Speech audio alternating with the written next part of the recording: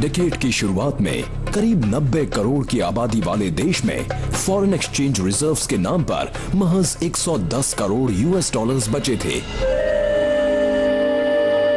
और 1991 में सिर्फ 2 हफ्तों तक आयात जारी रखने के लिए रकम बची थी।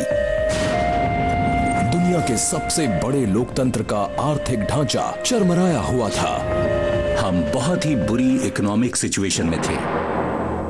फिर 1991 में हमने तय किया कि उस सिचुएशन में एक बड़ा बदलाव लाना जरूरी है।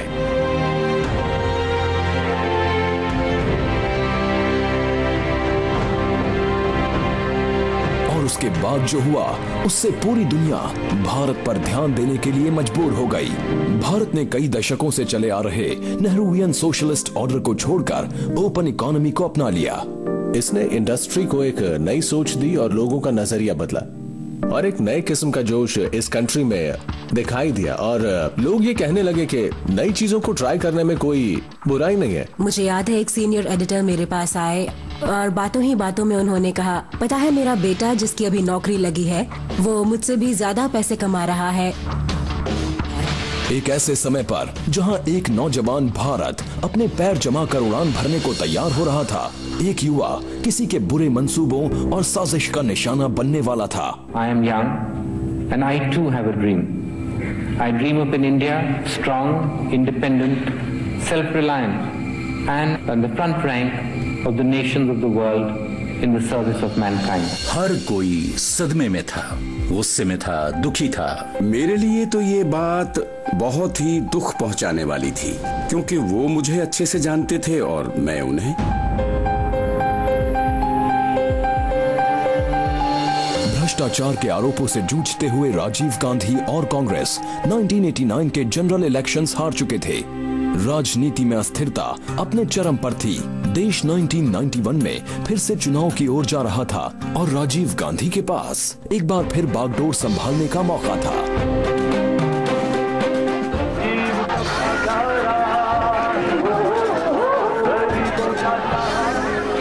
आम जनता का दिल जीतने के लिए उन्होंने उनसे मिलना जुलना पहले से ज्यादा कर दिया। मई 21, 1991 रात के करीब 10:10 हुए थे। तमिलनाडु के श्री पेरम्बुदूर इलाके में अपना भाषण देने के लिए राजीव गांधी पहले से ही लेट थे, लेकिन उस दिन श्री पेरम्बुदूर में जो लोग बेसब्री से उनका इंतजार कर रहे थे वो सिर्फ स्थानीय लोग और कांग्रेस के कार्यकर्ता नहीं थे। उनके हत्यारे पहले से ही अपनी जगह पर तैनात थे। हत्यारों का वो गैंग पेरिस कॉर्नर के बस स्टैंड पर इकट्ठा हुआ। हरी बाबू का काम था फोटोग्राफ लेना उस पूरे सीक्वेंस का। एलटीटीई हमेशा ऐसा ही करता था, ये उसका पुराना मेथड था। वो हर चीज को डॉक्यूमेंट करते थे। अनोखी बात यह है कि इसी फोटोग्राफर द्वारा खींची गई तस्वीरों ने ही पुलिस को कातिल को पहचानने में मदद की। थिनमोली राजारत्नम, जिसे धानु भी कहा जाता था। एक लड़की थी कोकिला जो हिंदी में पोयम सुना रही थी और राजीव गांधी इस बात से खुश हो रहे थे कि कोई तमिलियन इलाके में हिंदी में कविता सुना रहा है। उसी समय धानु उनके सामने हाथों में फूलों की माला लेकर आई।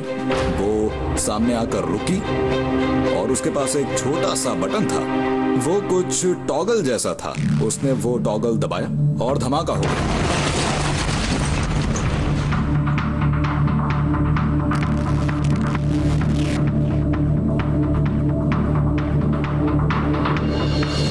एक बड़ा ही जोशीला इलेक्शन कैंपेन, भारत के सबसे बड़े सियासी परिवार के नौजवान करता धरता और एक भयानक हत्या। जांच पड़ताल से एक और शर्मनाक कहानी सामने आई। राजीव गांधी की जान नहीं जाती अगर उस समय इंटेलिजेंस एजेंसीज और लोकल पुलिस ज्यादा चौकन्ने होते तो। 1991 में तमिलनाडु के गांवों में लेडीज सलवार कमीज ज्यादा नहीं पहनती थीं। पुलिस को इसी बात से अलर्ट हो जाना चाहिए था। एक तरह से पूरी छूट थी इस पूरे मामले में। इससे पहले वीपी सिंह भी जब चेन्नई गए थे तब भी ये लोग वीपी सिंह के बहुत करीब पहुंच गए थे और उन्हें भी उसी तरह से माला पहनाई गई, लेकिन इस बार तो धानु ने राजीव गांधी की जान ले ली। एलटीटीई ने राजीव गांधी को कभी माफी नहीं किया इंडियन आर्मी को वहां भेजने के लिए। जिसे बाद में ना चाहते हुए भी LTTE से ही लड़ना पड़ा। 1987 में श्रीलंका की सरकार के साथ मिलकर LTTE से जंग लड़ने के लिए इंडियन पीस कीपिंग फोर्सेस को भेजने के राजीव गांधी के फैसले की LTTE ने सख्त खिलाफत की। राजीव गांधी की पार्टी 1989 में चुनाव हार गई और 1990 में सेना को वहां से हटाया गया। 1991 के चुनावों में राजीव गांधी के जीतने की उम्मीदों को देखते हुए LTTE को डर था कि IPKF को दोबारा श्रीलंका भेजा जाएगा, इसलिए LTTE ने फसाद की जड़ को मिटाने का फैसला किया। तो 1987 में प्रभाकरन LTTE का सुप्रीमो वो भारत आया और उस दौरान उसकी राजीव गांधी और कुछ लोगों के साथ बातचीत हुई। वो कुछ टर्म्स एंड कंडीशंस के सख्त खिलाफ था। दिल्ली में ही हमें खबर मिली थी कि उसके साथ जो बर्ताव हुआ वो उससे खुश नहीं था और उसने फैसला किया राजीव गांधी को मारने का।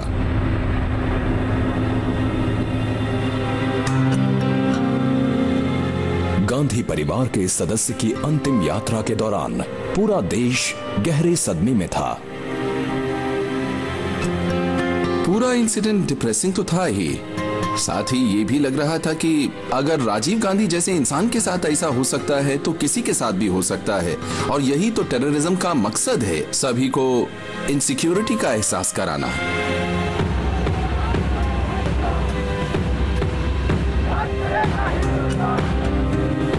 I am young, and I too have a dream.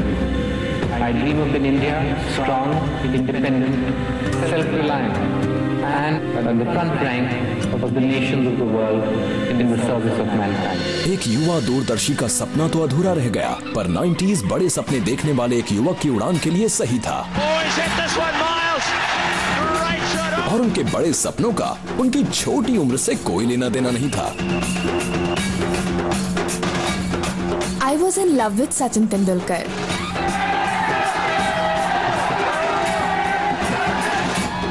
और मेरा दिल टूट गया जब मुझे पता चला कि वो मैरिड है।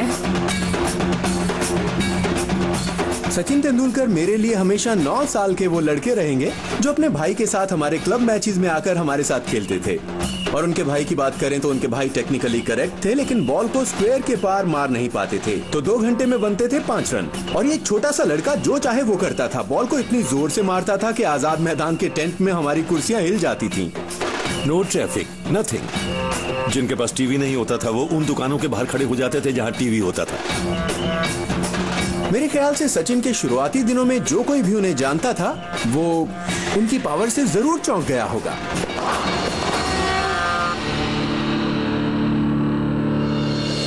अगस्त 1990 में मैनचेस्टर के ओल्ड ट्रैफर्ड में टेस्ट सेंचुरी से लेकर ऑस्ट्रेलिया में अनबीटन 114 रनों तक, और फिर मिड 90s में वो इंडिया के ओपनिंग बैट्समैन बन गए। सचिन अब सिर्फ एक क्रिकेटर नहीं थे। मैं कभी भूल नहीं सकती द डेजर्ट स्टॉर्म, वो शारजा का मैच जब पूरा स्टेडियम खड़े होकर उनके लिए तालियां बजाने लगा। मेरे लिए तो वो उनका सबसे आइकॉनिक मोमेंट था। मास्टर ब्लास्टर ने न सिर्फ इंडियन क्रिकेट का चेहरा बदल कर रख दिया, बल्कि उनकी कामयाबी की दास्तान भारत के उन करोड़ों युवाओं के लिए इंस्पिरेशन बन गई जो अभी बस सपने देखना सीख रहे थे। सचिन भारत की शान बन चुके थे। एक जर्नलिस्ट के तौर पर मुझे याद नहीं आता कि 14 साल की उम्र में किसी भी खिलाड़ी की उस कदर तारीफ हुई हो जिस कदर सचिन तेंदुलकर की हुआ करती थी। पर कई लोगों का मानना है कि इस लेजेंड को एक बड़ा फायदा मिला, और वो है वो शानदार दौर जिसमें वो खेल रहे थे। 90s में सैटेलाइट टेलीविजन की भी भारत में शुरुआत हुई और तेंदुलकर को इंडियन टेलीविजन का पहला सैटेलाइट स्पोर्ट्स हीरो कहा जा सकता है। Sachin, have a Pepsi. Pepsi. Nothing official about it. Gavaskar black and white जमाने के हीरो थे। कपिल देव 80s में छाए हुए थे, वो ट्रांजिशन पीरियड था कलर टेलीविजन की ओर। पर satellite television, Sachin Tendulkar satellite television के पहले आइकन हैं। उनका अचीवमेंट सिर्फ उनका ही है, पर मुझे लगता है कि वो अचीवमेंट पूरी दुनिया के सामने लाया गया क्योंकि अचानक इंडिया एक मार्केट बन चुका था। जैसे ही मार्केट्स खुले, खूब सारे प्राइवेट टेलीविजन चैनल्स और इंटरनेशनल ब्रांड्स भारत को आजमाने और परखने के लिए आए और दोनों ही उन नए हीरोज की तलाश में थे जो लोगों में दिलचस्पी जगाकर कारोबार बढ़ाएं, और तेंदुलकर परफेक्ट पैकेज थे। सचिन जैसे इंसान ने जिस तरह का टैलेंट, जो कामयाबी हासिल की है और जिस तरह का मीडिया एक्सपोजर खासकर टेलीविजन ने उनको दिया, they became larger and larger and larger than life. वो चाहे फील्ड पर हो या उसके बाहर, पूरा देश एकजुट होकर सचिन का गुणगान कर रहा था। लेकिन उसी डेकेड में कहीं और एक बड़े पैमाने का झगड़ा फसाद अपने चरम पर पहुंच रहा था। कश्मीर एक रोमांटिक सॉन्ग लोकेशन से बदलकर मतभेदों और राजनीति का केंद्र बनने जा रहा था।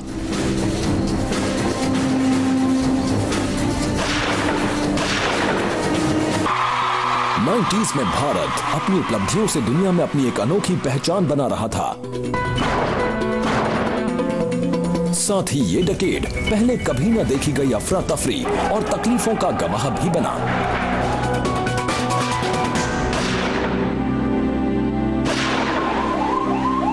मेरे जैसे आम इंसान का कश्मीर में जाने पर रोक लगाया जाना एक बहुत बड़ा झटका था।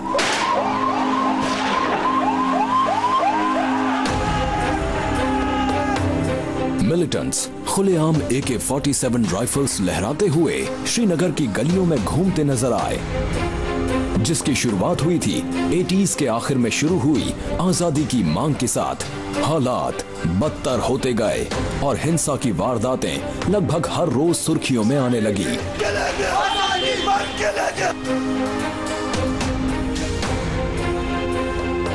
मैंने जहां पर अपना बचपन बिताया है वो है कश्मीर। उसे उस दर्द और उथल पुथल से गुजरता देखकर और किसी भी मजहब पर किसी भी किस्म का हमला होना, ये इंसानियत के लिए खतरे की घंटी है। खतरे की घंटी असल में मिड 80s के आसपास ही बज गई थी। कश्मीरियों के आक्रोश के पहले संकेत ऐसी जगह देखे गए जिसकी उम्मीद नहीं थी। एक बार एक क्रिकेट मैच खेला जा रहा था जो मेरे ख्याल से इंडिया और वेस्ट इंडीज के बीच था, और श्रीनगर में भीड़ ने सामने वाली टीम को चीयर करना शुरू किया, यानी कि वेस्ट इंडीज के लिए। और तब हमें पहला साइन मिला कि कहीं ना कहीं कुछ गड़बड़ है, क्योंकि तब तक टेलीविजन लाइव हो चुका था। अलगाव के एहसास की आग धीरे धीरे सुलगकर एक जबरदस्त सेपरेटिस्ट मूवमेंट बन गई। कई लोगों का मानना है कि 1987 के चुनाव ने यह तय कर दिया कि कश्मीर किस राह चलेगा। 87 के इलेक्शंस टर्निंग पॉइंट थे। तब जो इलेक्शंस हुए उन्हें फ्री एंड फेयर इलेक्शंस नहीं माना गया। उनमें से ज्यादातर इलेक्शंस में गड़बड़ी हुई। मुझे अब भी याद है, कई साल बाद मैं सैयद सलाउद्दीन से मिला। तब तक वो हिजबुल मुजाहिदीन का लीडर बन चुका था। मुझे याद है उसने मुझसे कहा था कि पता है, मैं श्रीनगर में PWD मिनिस्टर बन जाता अगर उस समय इलेक्शन में गड़बड़ी ना हुई होती तो। उसका एजेंट था यासिन मलिक। इलेक्शन में वो लड़ रहा था। अगर वो इलेक्शन जीत जाता तो क्या पता, शायद वो सरकार में एक मिनिस्टर होता और यासिन मलिक उसका सेक्रेटरी। और हुआ ये कि यासिन मलिक JKLF का हेड बन गया और सलाउद्दीन हेड बन गया हिजबुल मुजाहिदीन का। आने वाले डेकेड में हिजबुल मुजाहिदीन और जम्मू कश्मीर लिबरेशन फ्रंट दोनों आतंकवाद का माहौल फैलाकर आजाद कश्मीर की मांग करने लगे। इससे घाटी में हमेशा के लिए सांप्रदायिक तनाव बन गया।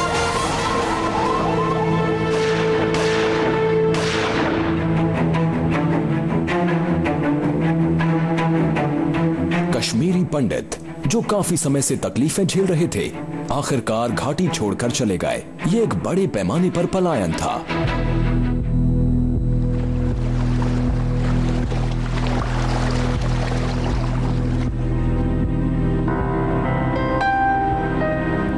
जब भी मैं कश्मीर जाता हूं तो बहुत दुखी होकर लौटता हूं। वो दुनिया की सबसे खूबसूरत वादियां हैं, लेकिन वहां हिंसा हमेशा के लिए है।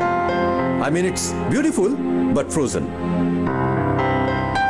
घाटी की हर दीवार पर गोलियों से बने छेद दिखने लगे और 90s एक इमारत को गिराए जाने का गवाह भी बना, जिससे पूरे देश में सांप्रदायिक तनाव पैदा हो गया।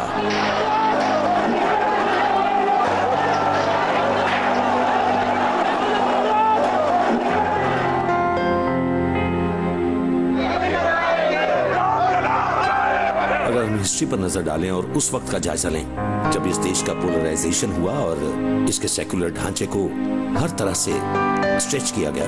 असर ये हुआ कि बात बाबरी मस्जिद को गिराने तक पहुंच गई। गोली खाएंगे, मंदिर वहीं बनाएंगे, लाठी गोली खाएंगे, मंदिर वहीं बनाएंगे। वो 6 दिसंबर 1992 का दिन था। उत्तर भारत के कार सेवकों की एक बहुत बड़ी भीड़ अयोध्या में बाबरी मस्जिद की तरफ बढ़ी। उनके सर पर जुनून सवार था कि किसी भी हाल में उन्हें राम जन्मभूमि को दोबारा अपने कब्जे में लेना है।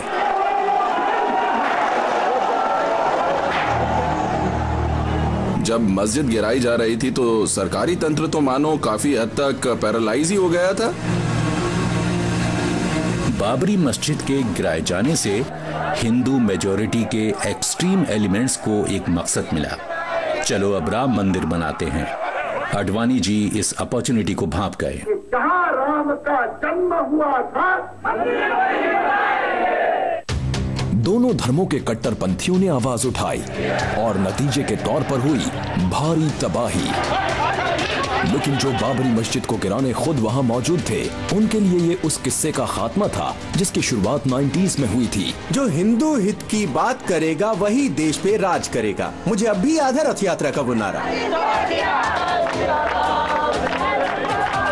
25 सितंबर 1990 बीजेपी के अनुभवी नेता LK आडवाणी अपने टोयोटा के रथ पर गुजरात के सोमनाथ मंदिर से निकल पड़े। बीजेपी के एक और बड़े नेता स्वर्गीय प्रमोद महाजन के रथ का सुझाव देने से कार सेवकों और वॉलंटियर्स को जुटाने में कामयाबी मिल रही थी। रथ यात्रा ने सांप्रदायिकता को एक बड़ा राजनीतिक मुद्दा बना दिया। इस यात्रा में जबरदस्त नारेबाजी हुई और खूब भड़कीले भाषण भी दिए गए। जो हमारे मन में है वो हमारी वाणी पर है, जो हमारी वाणी पर है वो हम कृति में उसको कार्यान्वित करते हैं। और यदि बाबा के नाम की मस्जिद नहीं बनेगी तब क्या बनेगा? वो क्या बनेगा?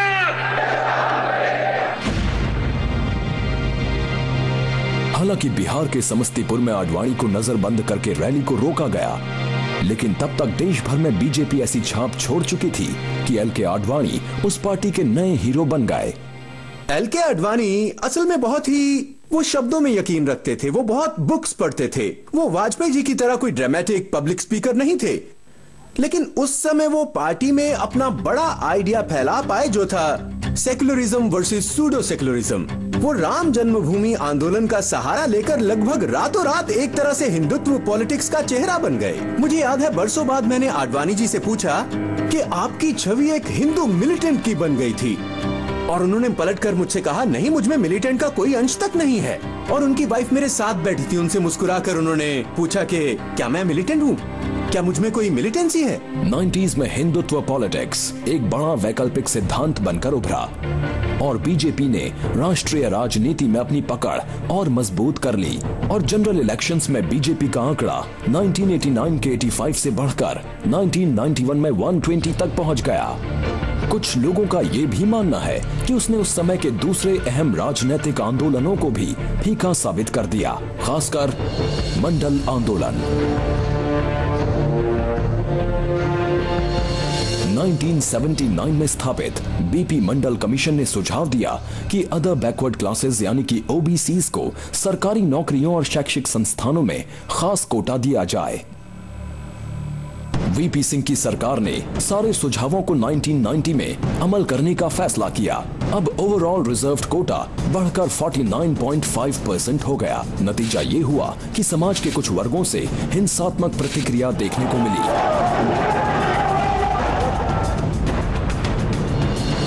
मैंने देखा कैसे नौजवान खुद को मार रहे थे, जिंदा जला रहे थे। मंडल आंदोलन और मंदिर का आंदोलन असल में दोनों ही कुछ बरसों से पनप रहे थे। जिस तरह से दोनों को एक दूसरे के खिलाफ लाने के लिए बढ़ावा दिया गया, बीजेपी ने तय किया कि उसे अडवाणी रथ यात्रा का सरकारी तौर पर साथ देना है और उसका हिस्सा भी बनना है। ये तब हुआ जब VP सिंह मंडल रिजर्वेशंस को संवैधानिक तौर पर लागू करने जा रहे थे। तो मंडल की राजनीति को मात देने के लिए बीजेपी की तरफ से कमंडल का हथकंडा अपनाया गया था। और फिर राजनीतिक पार्टियों ने लोगों को अपनी सोच और समझ को छोड़कर अपने समुदाय के नेताओं को वोट देने के लिए बढ़ावा दिया। आखिर में उसका नतीजा ये निकला, एक्सट्रीम ओपिनियंस और एक्सट्रीम रिएक्शंस।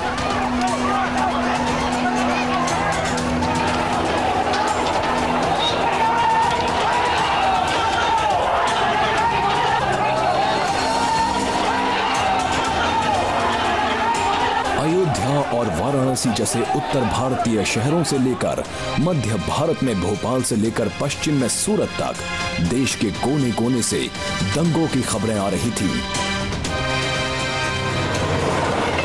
लेकिन जिन शहरों पर सबसे गहरा असर पड़ा उनमें से एक ऐसा शहर था जिसे अपने कॉस्मोपॉलिटन कल्चर पर नाज था, Mumbai. MTV, pop music, satellite television, mobile phones और इंटरनेट 90s में कई नए शब्द भारतीयों की जुबान पर सुनाई देने लगे, लेकिन साथ ही सांप्रदायिकता, मंदिर और मंडल जैसे शब्दों का मतलब ही बदल गया।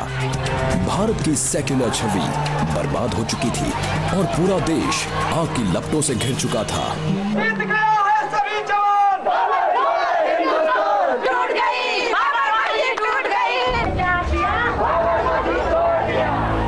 बाबरी मस्जिद को गिराए जाने के खिलाफ देश भर में आवाजें उठने लगी। कई शहरों में दंगे फसाद की खबरें आने लगी, लेकिन इन दंगे फसादों का केंद्र बना मुंबई। किसी को पता चलने से भी पहले हसीन सपनों का यह शहर अचानक एक ऐसा डरावना सपना बन गया जिसे देखकर एक आम मुंबईकर दहल गया। हम एक्चुअली एयरपोर्ट पर फंस गए क्योंकि उन्होंने कहा इट्स बेटर कि अगर आप टेक ऑफ करके मुंबई में लैंड ना करें क्योंकि मुंबई के हालात ठीक नहीं हैं।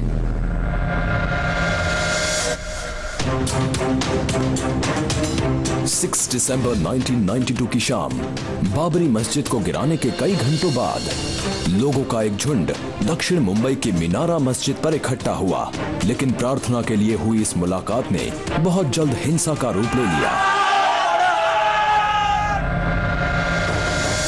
ये एक बहुत ही स्पॉन्टेनियस रिएक्शन था। समुदाय के एक लीडर ने उकसाने वाला भाषण देना शुरू किया। पुलिस समझ गई कि भीड़ अब आपे से बाहर हो सकती है। वो चाहती थी कि भीड़ अलग थलग हो जाए, पर वो टस से मस नहीं हो रही थी और इस वजह से पुलिस को लाठीचार्ज करना पड़ा। हालात बद से बदतर हो गए। 400 से भी ज्यादा दुकानें दक्षिण मुंबई के नल बाजार में जलाई गईं और बहुत जल्द दंगे होने की खबरें पूरी मुंबई से आने लगी।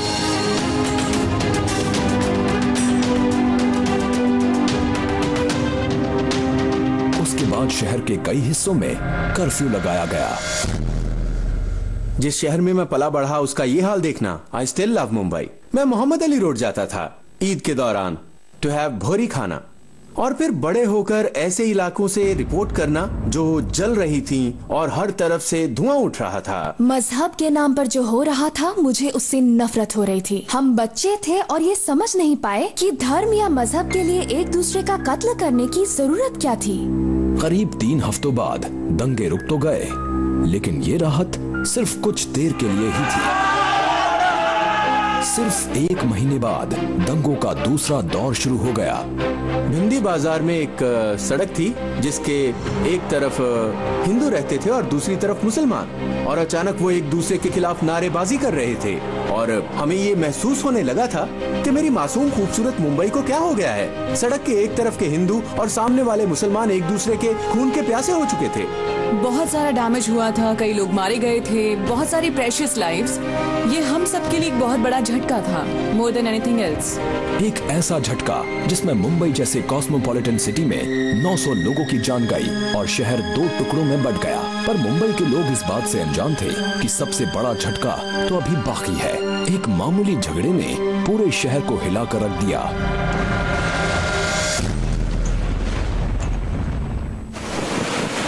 मार्च 1993 दोपहर के 1:30 बज चुके थे और बॉम्बे स्टॉक एक्सचेंज के कर्मचारी अपने काम में बिजी थे। एक जबरदस्त आवाज ने सबका ध्यान अपनी ओर खींच लिया। पहला रिएक्शन तो ये था कि ये शायद सिर्फ एक रूमर है, और फिर किसी ने मुझे कॉल करके कहा कि नहीं, सच में ब्लास्ट हुआ है। तो हम तुरंत एक्सचेंज के लिए निकले। हम दंग रह गए, हैरान हो गए, क्योंकि हमें कोई अंदाजा ही नहीं था कि ये ब्लास्ट आखिर हुए क्यों हैं। जब हम वहाँ खड़े थे और किसी को अंदर नहीं जाने दिया जा रहा था क्योंकि बिल्डिंग को खाली किया जा रहा था, हमें खबर मिली कि एयर इंडिया बिल्डिंग में भी ब्लास्ट हुआ है।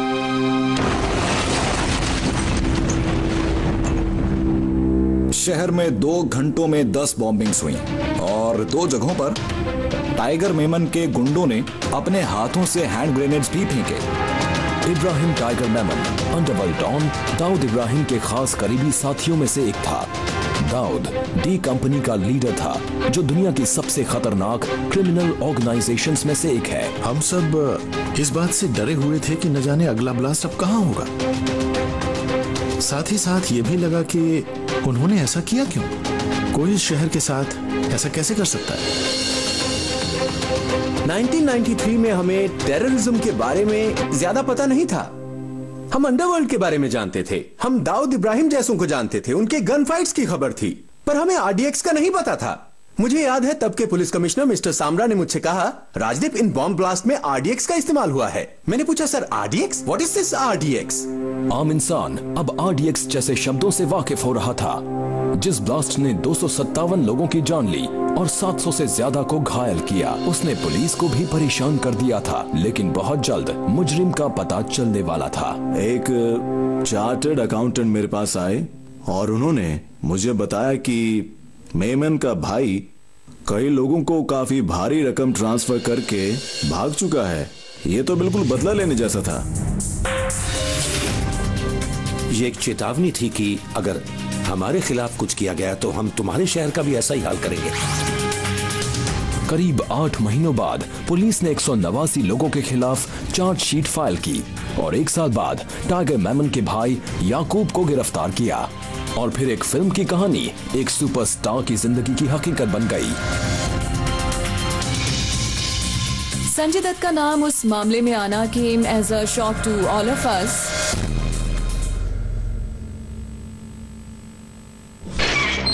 संजय दत्त उस वक्त एक बड़े बॉलीवुड स्टार थे और उन पर अपने पास गैर कानूनी तौर पर AK-56 राइफल रखने का आरोप लगा। वो हथियार उस असले के उस कंसाइनमेंट का हिस्सा थे जो मुंबई में ब्लास्ट करवाने वालों के लिए था। वो मेरे साथ मॉरिशस में शूटिंग कर रहे थे, फिल्म थी आतिश। जैसे ही वो मुंबई एयरपोर्ट पर वापस लौटे, कॉप्स ने उन्हें अरेस्ट कर लिया। Caught him at the airport. Sanjay Dutt आतंकवाद के इल्जाम से तो बरी हो गए, लेकिन उन्हें गैर कानूनी तौर पर हथियार रखने के लिए 5 साल की कैद की सजा सुनाई गई।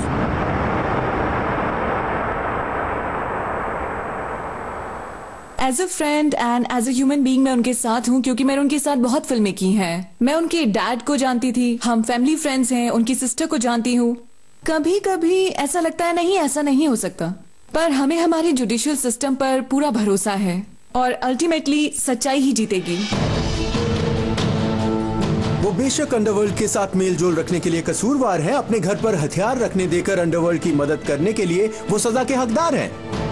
लेकिन मेरा पॉइंट इसमें यह है कि 90s की शुरुआत में अंडरवर्ल्ड, जो कि फिल्म इंडस्ट्री का हिस्सा था, अचानक टेररिस्ट बन जाता है। याकूब मेमन, जो एक चार्टर्ड अकाउंटेंट है, टेररिस्ट बन जाता है। एक ट्रैवल एजेंट टेररिस्ट बन जाता है। तो इन 5 महीनों ने मुंबई को बदल कर रख दिया, शायद संजय दत्त को भी।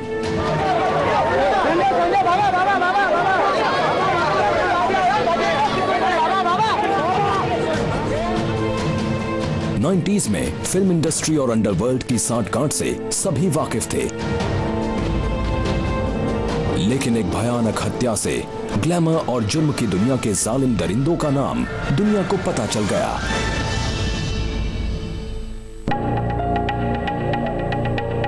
म्यूजिक मुगल गुलशन कुमार ने फिरौती की रकम देने से इनकार कर दिया। बदले में उनकी बिल्कुल फिल्मी अंदाज में जान ले ली गई। दिन दहाड़े उन पर 16 गोलियां दागी गईं। 12 अगस्त 1997 जब मिस्टर गुलशन कुमार को बड़ी बेरहमी से अंधेरी के जीत महादेव मंदिर के बाहर मारा गया था। लोगों को अब भी याद है कि वो कैसे रेंग रहे थे और कैसे अबू सलेम फोन पर उनकी चीखें सुन रहा था। मकसद सिर्फ बॉलीवुड को डराना था और बॉलीवुड इससे काफी हद तक डर भी गया था। कई लोगों का मानना था कि बॉलीवुड एक बेरहम दुश्मन को झेल रहा है जो उनके डर के सहारे पनप रहा था।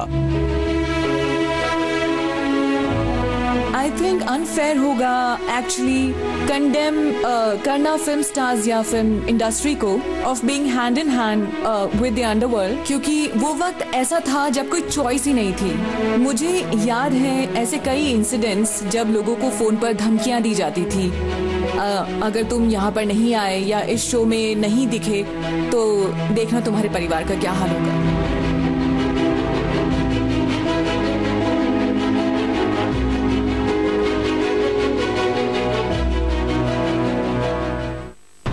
मंदिर, मस्जिद, म्यूजिक और मर्डर के दौर में भारत के मिडिल क्लास में एक नया जोश था।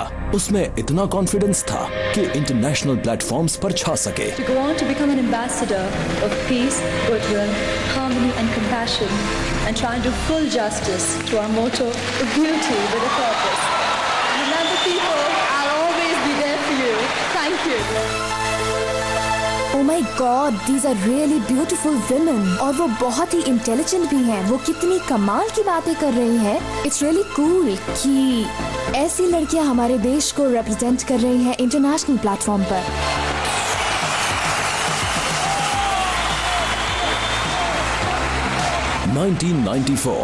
इंटरनेशनल ब्यूटी पेजेंट्स के इतिहास में पहली बार एक ही साल में मिस यूनिवर्स और मिस वर्ल्ड का ताज इंडियन ब्यूटीज के सर पर सजा। उस इवेंट की पहली झलक देखकर मैंने कहा वाओ, क्योंकि आप नहीं सोचते कि इंडियन लड़की मिस यूनिवर्स या मिस वर्ल्ड जीतेगी। ये तो पश्चिमी देशों की लड़कियां जीतती थी, वेनेजुएलियन गर्ल्स। और एक देश जो ग्लोबलाइज्ड इकोनॉमी के दौर में आकर खुद को मजबूत बना रहा था, अचानक खुशी से चौंक गया था। We all were very very proud. वो एक बहुत ही बड़ा पल था हमारे लिए, सुष्मिता सेन और ऐश्वर्या राय का उन ब्यूटी टाइटल्स को जीत कर लाना।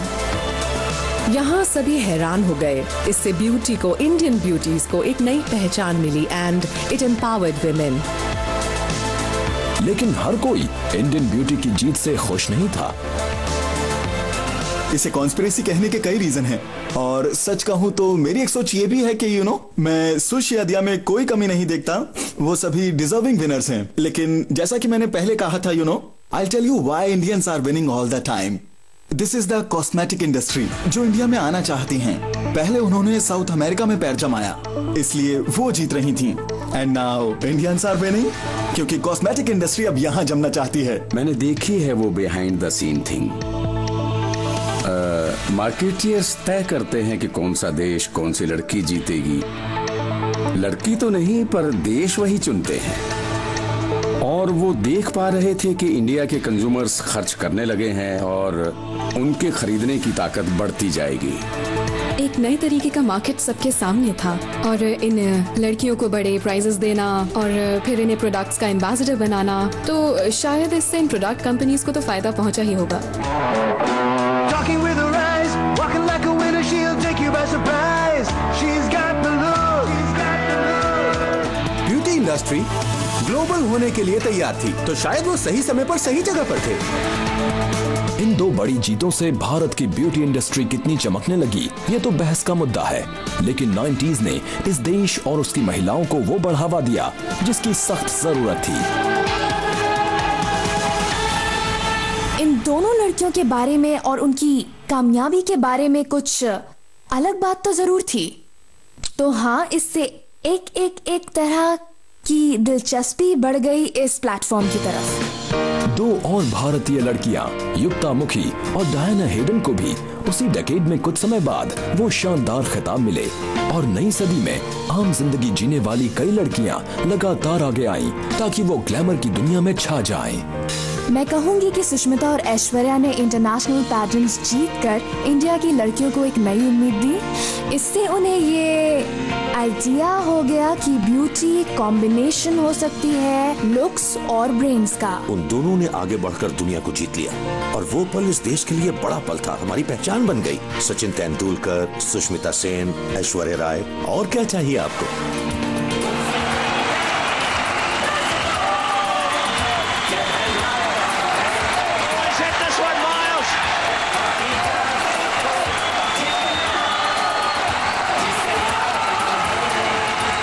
जी हाँ, भारत अब किसी से भी टक्कर ले सकता था और शायद वजह वो दूध था जो ये देश पी रहा था और ये देवताओं का भी मनपसंद था। अचानक से गणपति जी ने दूध पीना शुरू कर दिया। अगर ऐसा हुआ भी तो मेरा सवाल ये था कि उन्होंने पहले ऐसा क्यों नहीं किया था?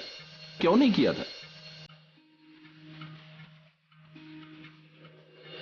गणेश जी भला ऐसा क्यों करते? यू नो आई मीन क्या उन्हें दूध की कमी थी या स्वर्ग में दूध की सप्लाई कम हो गई थी? वो बड़ा धरती पर आकर सबके हाथों से दूध क्यों पीते? 21 सितंबर 1995 हजारों लोग गणेश जी के मंदिरों के बाहर हाथों में दूध लिए कतार में खड़े हो गए। आखिर गणेश जी स्वयं अपने प्रिय भक्तों के हाथों से दूध जो पी रहे थे।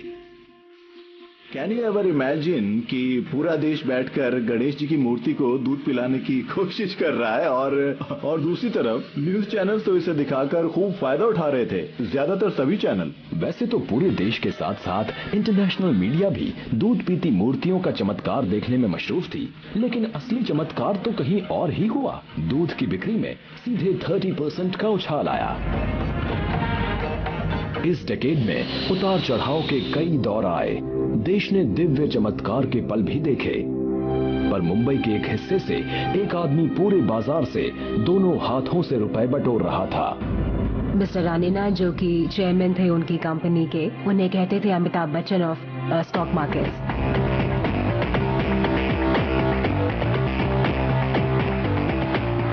और शेयर बाजार के इस सुपरस्टार ने साबित कर दिया कि वो अपने काम में बाकियों से ज्यादा माहिर था। बदनाम स्टॉक ब्रोकर हर्षद मेहता ने सरकार के सिक्योरिटीज के कारोबार में कमियों का फायदा उठाकर मार्केट में अपनी चाल चलकर 4000 करोड़ रुपए बटोर लिए। हमारी सरकार ने, हमारे सिस्टम्स ने और हमारे बैंक्स ने भी आखिर ये होने कैसे दिया? मैं सोचने लगा अगर आपका दिमाग तेज है तो आप रातों रात 500 करोड़ कमा सकते हैं। इस स्कैम ने सबको हैरान परेशान कर दिया था, लेकिन इसकी शुरुआत बहुत ही छोटी और मामूली थी। उन्होंने पहले सिस्टम को समझा। सिक्योरिटी स्कैम होने की एक और वजह यह भी थी कि बैंक्स अपनी ट्रेजरी को ब्रोकर्स को चलाने दे रहे थे और इसीलिए शायद ऐसा हो रहा था कि उन ब्रोकर्स को दिए जा रहे थे चेक्स जो थे करीब सैकड़ों करोड़ों रुपए के उनके अकाउंट में।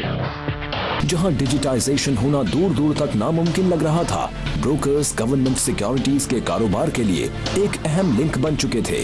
हर्षद मेहता ने इसी का फायदा उठाया।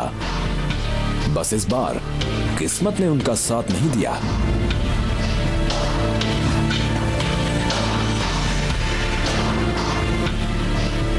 तो एक चेक इशू किया गया स्टेट बैंक ऑफ इंडिया से हर्षद मेहता के लिए और जिस इंसान ने उसे निकालने की इजाजत दी स्टेट बैंक ऑफ इंडिया से वो छुट्टी पर था और कोई और जो रिकॉर्ड्स टैली कर रहा था उसे पता चला कि 550 करोड़ रुपए गायब है। फिर रिजर्व बैंक ऑफ इंडिया जांच करने लगा और तब जाकर ये पता चला कि वो पैसे आए थे नेशनल हाउसिंग बैंक से जो खुद सब्सिडरी है रिजर्व बैंक ऑफ इंडिया का। ओके, तो तब जाकर ये बात साफ हुई कि इन ब्रोकर्स के हाथ तो रिजर्व बैंक ऑफ इंडिया तक पहुंचे हुए हैं। स्टॉक कारोबार की दुनिया में सभी सोचते रहे कि ये गंदगी कहां तक फैली है, लेकिन स्टॉक मार्केट का ये अमिताभ बच्चन कहानी में ऐसा ट्विस्ट लेकर आया जिससे फिल्म बनाने वाले भी सीख सकते हैं। और फिर हुई एक बड़ी प्रेस कॉन्फ्रेंस जिसमें राम जेठमलानी और महेश जेठमलानी ने कहा कि प्राइम मिनिस्टर को रिश्वत दी गई है। मुझे लगता है कि ऐसा बिल्कुल हुआ था। मामला ठंडा पड़ गया क्योंकि अंदर ही अंदर समझौता कर लिया गया। जी हाँ, पैसे दिए गए थे honourable PV Narasimha Rao the prime minister of India को। लोग किसी भी स्कैम को इंसानी नाम नहीं देते, लेकिन अगर किसी स्कैम को इंसानी नाम देना ही है तो वो हर्षद मेहता स्कैम नहीं होगा, वो होगा पीवी नरसिम्हा राव स्कैम। ये शब्द जितने चौंकाने वाले हैं, ये डकैत भी उतना ही हैरान करने वाला रहा। इमारतें तोड़ी जा रही थी और रिकॉर्ड्स भी। आतंक ने कई रूप अपना लिए तो उससे लड़ने का जज्बा भी बढ़ा। कहीं करियर वक्त से पहले खत्म हुए तो कहीं किसी की कामयाबी बढ़ती गई। 90s में स्कैम्स, स्कैंडल्स और दंगे फसादों का बोलबाला रहा।